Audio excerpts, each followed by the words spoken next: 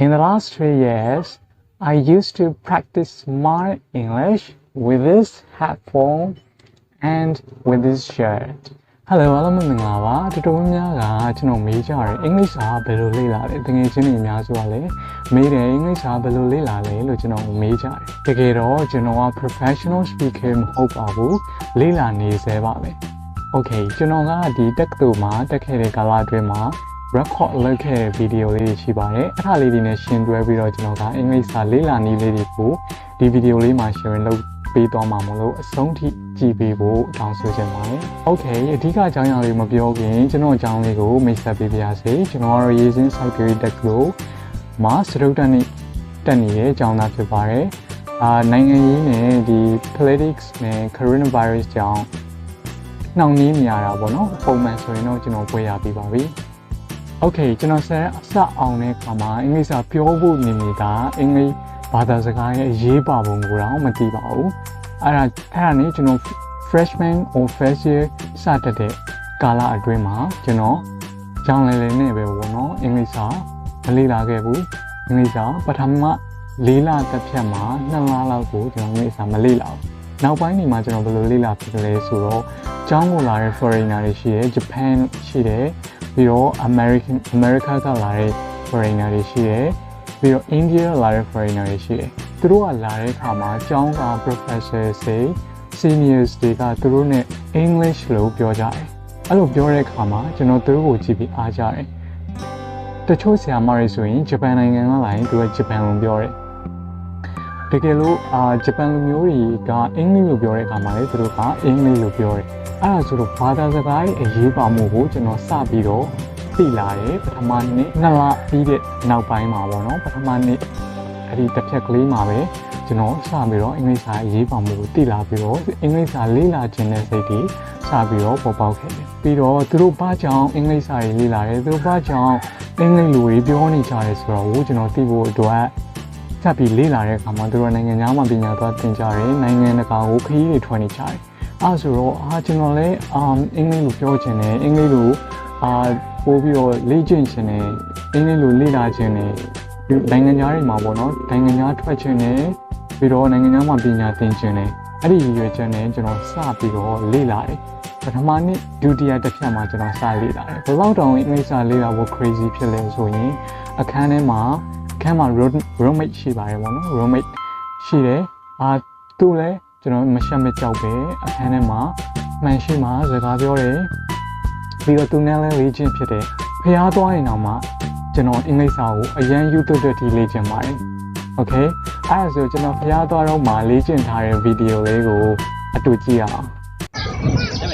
Hello everybody and I'm after the Nipagoder and you will see my friends two friends we are in Pagoda after the Nipagoder and it's really nice look at that here no one our friends are awesome I'm from America and also Tokai here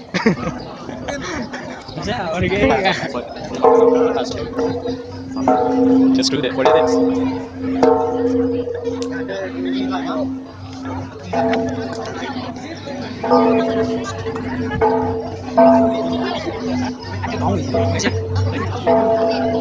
Okay ဒါကတော့ကျွန်တော်ပထမအဆင့်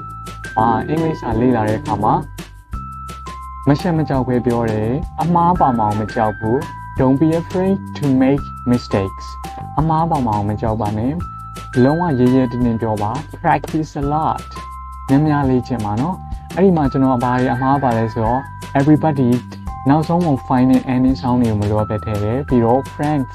ဒီ sound ကိုမပါပဲပြောသွားတယ် friends ပြင်သစ်ပုံစံမျိုးပြောသွားရပေါ့နော်အဲ့ဒါကတော့ကျွန်တော်အထက်မှာလိုအပ်တဲ့ check လေးတွေကျွန်တော်အများအားလေ့လာခဲ့တဲ့ platform ကတော့ YouTube ပါပဲ YouTube ကကျွန်တော်ရဲ့လက်ဦးဆရာပါပဲအင်္ဂလိပ်စာမှာအရင်ဆုံးလေ့လာခဲ့တဲ့ဆရာတွေအများကြီးနဲ့တွေ့ခဲ့တဲ့ platform ပါပဲကျွန်တော်အရင်ဆုံးအင်္ဂလိပ်စာလေ့လာခဲ့တဲ့ဆရာကတော့ AJ Hook ဖြစ်ပါတယ် The World's number 1 English teacher ဖြစ်ပါတယ်သူနဲ့စပြီးတော့အင်္ဂလိပ်စာကိုလေ့လာခဲ့တာဖြစ်ပါတယ်သူကဘာကိုပြောလဲဆိုတော့ phrase တွေကိုလေ့လာမှလို့ပြောတယ်ဆိုတော့ကျွန်တော်ကလည်း English စာလေးလာတဲ့အခါမှာ phrase တစ်ခုကိုသုံးပြီးတော့သိချင်တာကိုရှာပါတယ်အဲ့ဒါကဘာလဲဆိုတော့ how to ဥပမာမိမိကဘာသိချင်လဲ how to learn English ပြီးတော့ how to learn English ဆိုရင်သူ့ရဲ့ related context တွေကြာလာလိမ့်မယ်နော် English ကဘယ်လိုလေ့လာမလဲဆိုတဲ့အကြောင်းအရာဥပမာ how to memorize vocabulary in the easiest way ဆိုပြီးရရှာနိုင်တယ်အဲ့ဒါဆိုရင်တော့ကျွန်တော်တို့ကနည်းနည်းလေးပို့ပြီးတော့ specific ဖြစ်သွားတာပေါ့နော်အဲ့ဒါဆိုရင်ကျွန်တော်တို့ကအင်္ဂလိပ်စာနဲ့ပတ်သက်လို့ how to ဆိုတဲ့စကားလုံးလေးကအရန်ကိုအကျိုးရှိရဆိုတာကိုပြောပြချင်ပါတယ်ကျွန်တော်ပထမဆုံးအင်္ဂလိပ်စာလေ့လာတဲ့ဆရာ AJ Hook နဲ့သူ့ရဲ့ method ကပါလဲဆိုတာကိုကျွန်တော် video လေးပါလုပ်ထားပါတယ်အဲ့ဒါကတော့ကျွန်တော်အင်္ဂလိပ်စာကျွန်တော်ပထမနှစ်ဒုတိယတစ်ချက်ကနေစပြီးတော့လေ့လာလိုက်တာ6လကြာပြီးတဲ့အခါမှာကျွန်တော်ရိုက်ထားတဲ့ video လေး second year မှာရိုက်ထားတဲ့ video လေးဖြစ်ပါတယ်အတူကြည့်အောင် Hi everybody. I think that our viewers are really interested in learning English because I want to share some tips that can help you to improve your English better. So first of all, let me tell you about the experience or how did I learn English. Actually, I did learn English when I was a child. And I started learning English when I was a freshman. And my English is getting better day by day because I listen to the accents of native speakers every day, and I used to imitate the accents of native speakers. So that is the thing that I just want to share with you. First, you need to listen a lot. If you don't listen,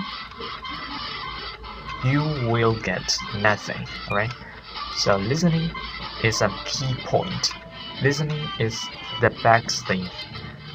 to approach the English language. Still, final ending sound everybody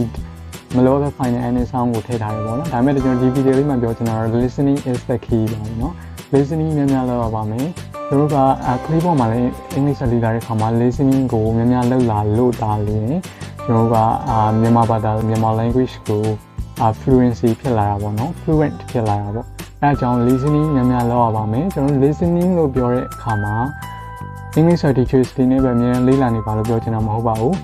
Listen everything that you are interested in ကိုစိတ်ဝင်စားတဲ့အကြောင်းအရာတွေကိုကျွန်တော်ကနားထောင်နိုင်ပါတယ် YouTube ကိုသုံးပါ Use YouTube platform to learn everything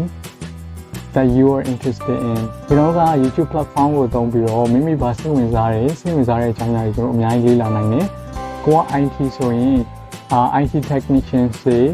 အင်္ဂလိပ်လိုပြောထားတဲ့ video တွေကိုပဲကြည့်ပါကိုက engineer ဆိုရင် engineering နဲ့ပတ်သက်တဲ့အကြောင်းအရာတွေကိုသင်ပေးနေတဲ့ကျွမ်းကျင်ပညာရှင်တွေစီကနေပြီးတော့အင်္ဂလိပ်လိုပြောထားတဲ့ video တွေနဲ့ပဲလေ့လာပါကိုကဈေးရောင်းနေဆိုရင် marketing နဲ့ပတ်သက်တဲ့အကြောင်းအရာတွေကို marketing နဲ့ပတ်သက်ပြီးတော့သင်ပေးထားတဲ့ပညာရှင်တွေစီကပဲအင်္ဂလိပ်လိုလေ့လာပါ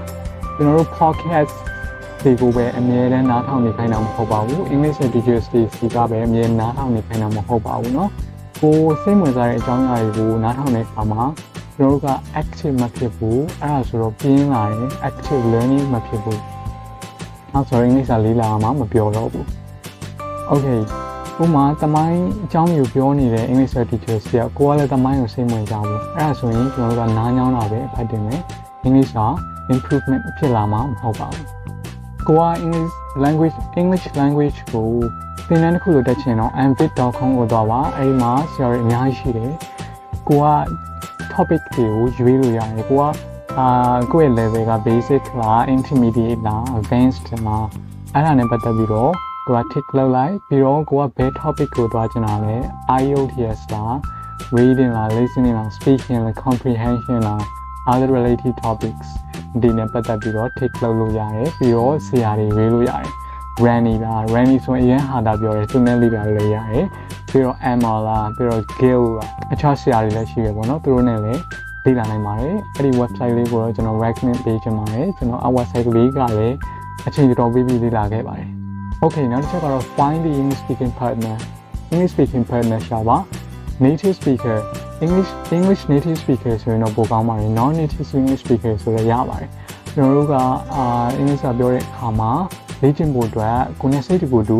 တကယ်ချင်းတယောက်ရှင်လည်းရပါတယ်ကျွန်တော်ကတော့ English native speaker နဲ့တွေ့ခဲ့တယ်သူကတော့ Wales မှာနေတယ်ကျွန်တော်သူနဲ့ပတ်သက်ပြီးတော့ဗီဒီယိုလေးလုပ်ထားပါတယ်အဲ့ဒီဗီဒီယိုလေးကတော့ကျွန်တော်ရဲ့လက်ရှိ English skill ပါပဲအဲ့ဒီမှာလည်းတွားရောက်ကြည့်ရှုနိုင်ပါတယ်သူကတော့ကျွန်တော် pronunciation နဲ့ပတ်သက်လို့အဓိက train ပေးပါတယ်ပြီးတော့ကျွန်တော်သိချင်တဲ့အကြောင်းအရာတွေကိုသူနဲ့အမြဲတမ်းမေးလို့ရတယ်လေ့ကျင့်လို့ရတယ်သူက English native speaker ဖြစ်တာဖြစ်တဲ့အတွက်အမားပါရနဲ့တန်းပြီးထောက်နိုင်တယ်မြန်မာဆရာတွေတော့မဟုတ်ဘဲနဲ့စဉ်းစားမနေဘူးတန်းထောင်နိုင်တယ်ဆိုတော့ပိုးပြီးအဆင်ပြေတယ်နှစ်ကြာလာတဲ့နောက်ကျွန်တော်ရဲ့ writing skill ကသူနဲ့လေ့ကျင့်တာနဲ့တော်တော်လေးအဆင်ပြေလာပါတယ်အဲဒါကြောင့် find the English speaking club it's better to be with English native speaker လို့ပြောချင်ပါတယ်เนาะ English native speaker နဲ့လေ့လာရင်တော့ပိုကောင်းပါတယ်အဲဆိုတော့ကျွန်တော်အချက်ကလေးတွေကို sum up လုပ်ချင်ပါတယ်ကိုကဘာကြောင့် English ကလေ့လာနေတာလဲဆိုတာကိုပြန်မေးပါ ask yourself why you are learning English English ကဘာကြောင့်လေ့လာနေတာလဲဆိုတာကိုပြန်မေးပါလေ့လာချင်တာမှန်ရင်ယူတော့ပါ okay you need to be crazy about learning English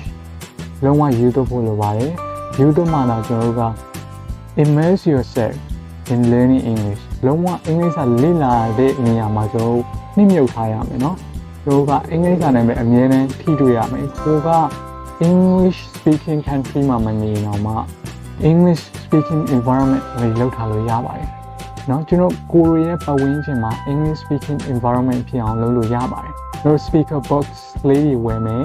ပြီးရင်ကိုယ့်ရဲ့ဖုန်းနဲ့ဖြစ်ဖြစ် laptop နဲ့ဖြစ်ဖြစ်ချိန်ပြီးတော့ကိုယ့်ရဲ့အခန်းထဲမှာကြဲလေးဖွင့်ပြီးတော့နားထောင်လို့ရတယ်လို့